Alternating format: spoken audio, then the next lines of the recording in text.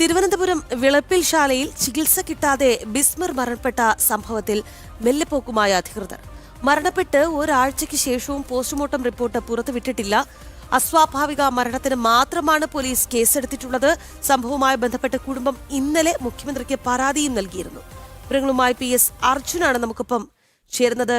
അർജുൻ, നമ്മൾ കണ്ട ആ ദൃശ്യങ്ങൾ ഇപ്പോഴും നമ്മെ വല്ലാതെ അസ്വസ്ഥപ്പെടുത്തുന്നതാണ്. അതായത് ഒരു ആശുപത്രിയിലേക്ക് എത്തുന്ന മനുഷ്യൻ ചികിത്സയ്ക്ക് വേണ്ടി അലമുറയിട്ട് കരയുകയാണ്. ആ മനുഷ്യൻ പറയുന്നുണ്ടായിരുന്നു, എനിക്ക് 2 പെൺമക്കളാണ്, എന്നെ ആരെങ്കിലും രക്ഷിക്കണേ എന്നുള്ളത്. ഒരു ആശുപത്രി വരാന്തയിൽ കിടന്ന് ഒരു മനുഷ്യൻ ഇങ്ങനെ നിലവിളിക്കുമ്പോൾ നമ്മുടെ ആരോഗ്യ കേരളം നമ്പർ 1 എന്ന് അവകാശപ്പെടുന്ന ആരോഗ്യമന്ത്രിയും മുഖ്യമന്ത്രിയും എന്തായാലും ഇപ്പോഴും ഈ വിഷയത്തിൽ കൃത്യമായൊരു നടപടിക്ക് അധികൃതർ തയ്യാറായിട്ടില്ല എന്നുള്ളതാണ്. ഇപ്പോഴും പോസ്റ്റ്മോർട്ടം റിപ്പോർട്ട് പുറത്തുവിട്ടിട്ടുമില്ല. എങ്ങനെയാണ് വിവരങ്ങൾ?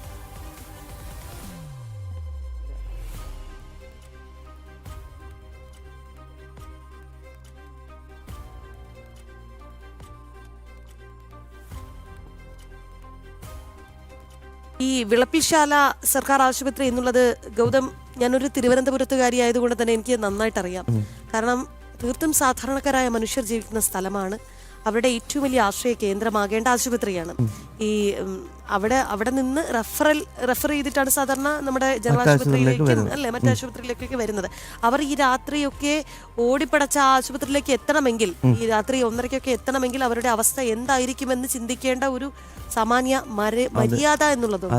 എല്ലാ ആശുപത്രി സർക്കാരുമായി ബന്ധപ്പെട്ട ആശുപത്രികളുടെ എല്ലാ അവസ്ഥ ഇത് തന്നെയാണ്. ഒരു കട്ടിലിൽ 3 പേര് കിടക്കുക, വരാന്തകളിൽ ആളുകൾ കിടക്കുന്നു. എന്നിട്ട് ഈ സാഹചര്യങ്ങളെല്ലാം കണ്ണിൽ പൊടിയിട്ടുകൊണ്ട് നമ്പർ 1 കേരളം, നമ്പർ 1 ആരോഗ്യ മേഖല, ഇങ്ങനത്തെ PR വർക്കും ഒരു ഭാഗത്ത് നടത്തുകയാണ്. അതാണ് ഏറ്റവും ഈ ആളുകളെ പ്രകോപിപ്പിക്കുന്നത്. സാഹചര്യം ഇതാണെങ്കിൽ അങ്ങനെ ആണെന്ന് പറയുകയല്ല, അതിന് പകരം വളരെ തെറ്റായ രീതിയിലുള്ള PR വർക്ക് നടത്തി. അത് മാത്രമല്ല, അവരതിന് പറഞ്ഞ ന്യായീകരണം, ഈ ആശുപത്രിയുടെ കവാടം അടച്ചിട്ടിട്ട് അതിന് പറഞ്ഞ ന്യായീകരണം നായ കയറാതിരിക്കാൻ, നായ കയറുന്ന സ്ഥലമായതുകൊണ്ട്. എന്നിട്ട് അതായത് നായയുടെ വില പോലും അവർ മനുഷ്യജീവന് നൽകിയില്ല എന്നുള്ളത് നമുക്ക് CCTV ദൃശ്യങ്ങളിൽ എല്ലാം വ്യക്തമായിരുന്നു. എനിക്ക് തോന്നുന്നു അർജുനാണ് നമുക്ക് അർജുൻ പറയൂ. അർജുൻ, ഇന്ന് ഈ മരണം, ഈ ബിസ്മറിന്റെ മരണത്തിൽ അസ്വാഭാവിക മരണത്തിന് മാത്രം കേസെടുത്ത് ഇവർ ഇത് എങ്ങനെ ഒതുക്കാനാണ് ശ്രമിച്ചുകൊണ്ടിരിക്കുന്നത്?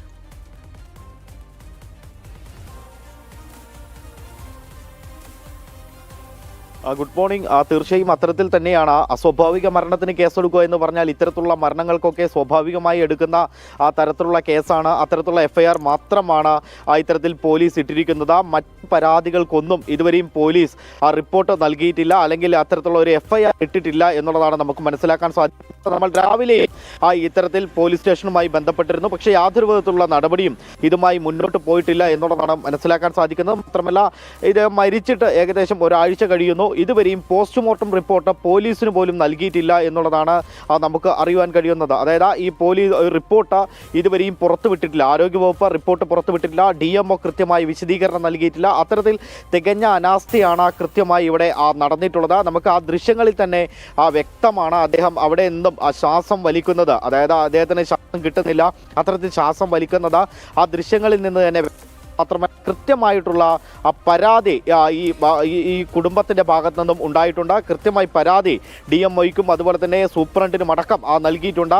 മാത്രമല്ല, കഴിഞ്ഞ ദിവസം മുഖ്യമന്ത്രിക്ക് അടക്കം ഇത്തരത്തിലുള്ള പരാതി ആ കുടുംബം നൽകുന്ന സാഹചര്യം ായിട്ടുണ്ട്. പക്ഷേ കുടുംബത്തിന് ഇതുവരെയും യാതൊരു വിധത്തിലുള്ള ഒരു മറുപടിയും കിട്ടിയിട്ടില്ല എന്നുള്ളതാണ് നമുക്ക് ലഭിച്ച വിവരം. കഴിഞ്ഞ ദിവസം നമ്മൾ അവിടെ പോയപ്പോൾ വലിയ കരളലയിക്കുന്ന ഒരു കാഴ്ചയൊക്കെയാണ് നമ്മൾ കണ്ടത്. 2 കുട്ടികളാണ് അദ്ദേഹത്തിനുള്ളത്, ഭാര്യ, കുട്ടികളൊക്കെയുണ്ട്. ഇത്തരത്തിൽ ഒരു കുടുംബത്തിന് തന്നെ ഒരു അത്താണിയെ നഷ്ടപ്പെട്ടിരിക്കുന്നു. പക്ഷേ യാതൊരു വിധത്തിലും ആരും പ്രതികരിക്കാത്തൊരവസ്ഥ, മന്ത്രി അടക്കം പ്രതികരിക്കാത്ത അവസ്ഥ. അങ്ങനെയെങ്കിൽ ഏത് തരത്തിലായിരിക്കും ആരോഗ്യ വിഭാഗം ഇപ്പോൾ പോകുന്നത് എന്നുള്ള ഒരു ചോദ്യമാണ് പ്രധാനമായും ഉയർന്നു വരുന്നത്. നേരത്തെ എല്ലാ സമയവും നമ്മൾ സൂചിപ്പിക്കുന്ന പോലെ തന്നെ നിരവധി തവണയായി ഇത്തരത്തിലുള്ള പല കാര്യങ്ങൾ, അല്ലെങ്കിൽ പലതരത്തിലുള്ള പ്രശ്നങ്ങൾ ഈ ആരോഗ്യ മേഖല അനുഭവിച്ചു വരുന്നു.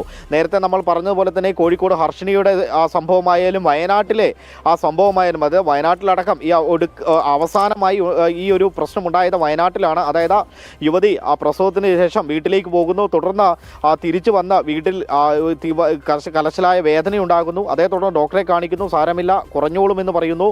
പിന്നീട് യുവതിയുടെ ശരീരം ശരീരത്തിൽ നിന്ന് തുണി തന്നെ പുറത്തു പോകുന്ന ഒരു സാഹചര്യം ഉണ്ടാകുന്നു. ഇത്തരത്തിൽ വലിയ അലംഭാവമാണ് വ്യക്തമായും ഇവിടെ നടക്കുന്നത് എന്നുള്ളത് നിസ്സംശയം പറയാൻ സാധിക്കും. അതിന് ഒടുവിലത്തെ ഉദാഹരണമാണ് ഇന്ന് ഈ കഴിഞ്ഞ ആഴ്ച തിരുവനന്തപുരത്ത് നടന്നത്. ഇത്തരത്തിൽ ഇദ്ദേഹത്തെ വലിയ രീതിയിൽ ശ്വാസം മുട്ടി അദ്ദേഹം നിൽക്കുമ്പോഴും ആ ഒരു ഗേറ്റ് ഒന്ന് തുറക്കാൻ പോലും തയ്യാറാകുന്നില്ല എന്നുള്ളതാണ് പ്രധാനമായിട്ടുള്ള ഒരു വസ്തുത. അവർ പറയുന്നത് വലിയ കാര്യങ്ങളൊക്കെ കഴിഞ്ഞ ദിവസം സൂപ്രണ്ട് പറയുന്ന ഒരു സാഹചര്യം ഉണ്ടായിരുന്നു. അതായത് ഇത്തരത്തിൽ ഈ ഗേറ്റ് അടച്ചിട്ടതാണ്, സുരക്ഷയുടെ പേരിലാണ് അടച്ചിട്ടത് എന്നുള്ളതൊക്കെയാണ് പറയുന്നത്. ഇതൊരു പ്രധാനമായും നമ്മൾ ശ്രദ്ധിക്കാൻ, ഇത് PHSC അല്ല, CHSC ആണ്, കുറച്ചുകൂടി അഡ്വാൻസ്ഡ് ആയിട്ടുള്ള CHSC ആണ്. ഇവിടെയാണ് ഇത്തരത്തിലുള്ള ഈ പ്രശ്നങ്ങൾ ഉണ്ടായിട്ടുള്ളത്. ഒരിടയ്ക്ക് ഇവിടെ കൃത്യമായ പരിശോധനകളൊക്കെ നടന്നിരുന്ന ഒരു ആശുപത്രിയായിരുന്നു എന്നുള്ളതാണ് നമുക്ക് മനസ്സിലാക്കാൻ സാധിക്കുന്നത്. പക്ഷേ ഇപ്പോൾ അടിസ്ഥാന സൗകര്യങ്ങളൊന്നും വ്യക്തമായി ഇവിടെ ഇല്ല എന്നുള്ളതാണ് പ്രധാനമായും നാട്ടുകാരും അതുപോലെ തന്നെ ഈ കുടുംബവും അടക്കം പറയുന്നത്.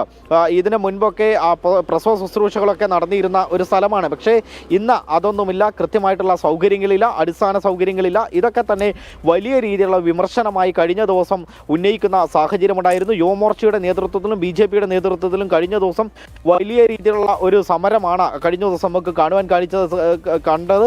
അതുപോലെ തന്നെ പ്രതിഷേധം, വലിയ ശക്തമായ പ്രതിഷേധത്തിനിടയ്ക്ക് പ്രവർത്തകരെ തല്ലിച്ചതയ്ക്കുന്ന പോലീസിന്റെ രീതിയും നമ്മൾ കണ്ടു. ഇത്തരത്തിൽ ഈ ഒരു വിഷയങ്ങൾ ഉണ്ടാകുമ്പോൾ പ്രതികരിക്കുക എന്നല്ലാതെ മറ്റു സാഹചര്യത്തിലേക്ക് നീങ്ങുന്നില്ല. ഇതിനൊരു കൃത്യമായിട്ടുള്ള ഒരു മറുപടി നൽകുവാൻ ആരോഗ്യ വകുപ്പിനോ അല്ലെങ്കിൽ മറ്റ് അധികൃതർക്കോ കഴിയുന്നില്ല എന്നുള്ളതാണ് ഏറെ വസ്തുത. ശരി അർജുൻ, എന്തായാലും നമ്മുടെ ആരോഗ്യ കേരളത്തിന്റെ പോക്ക് വല്ലാത്ത നിരാശാജനകമാണ് എന്നുള്ളത് മാത്രമല്ല, നമ്മുടെ മുഖ്യമന്ത്രിക്ക് വിദേശ രാജ്യങ്ങളിൽ പോയി ചികിത്സ തേടാം, നമ്മുടെ ആരോഗ്യമന്ത്രിക്ക് സ്വകാര്യ ആശുപത്രികളിൽ പോയി ചികിത്സ തേടാം. എന്തിനേറെ കഴിഞ്ഞ ദിവസം കളക്ടർ പോയതും സ്വകാര്യ ആശുപത്രിയിലേക്കാണ്. മുഖ്യമന്ത്രിക്ക് ഇടയ്ക്കിടയ്ക്ക് ഇങ്ങനെ പോവാം, പുള്ളിക്ക് അമേരിക്കയിൽ പോയി വരുന്നതുകൊണ്ട് മറ്റു പ്രശ്നങ്ങളൊന്നുമില്ല. സാധാരണക്കാരനെ സംബന്ധിച്ചിടത്തോളം ഇവിടുത്തെ സർക്കാർ ആശുപത്രികളെയാണ്. എലി ഓടി നടന്നാൽ എന്താണ്, അല്ലെ പൂച്ച വെച്ചാൽ എന്താണ്. എന്തായാലും വല്ലാത്തൊരു ദുരവസ്ഥയിലേക്കാണ് നമ്മുടെ നാടിന്റെ പോക്ക് എന്നുള്ളത് വലിയ നിരാശാജനകവും സങ്കടപ്പെടുത്തുന്നതുമാണ് എന്നുള്ളതാണ്.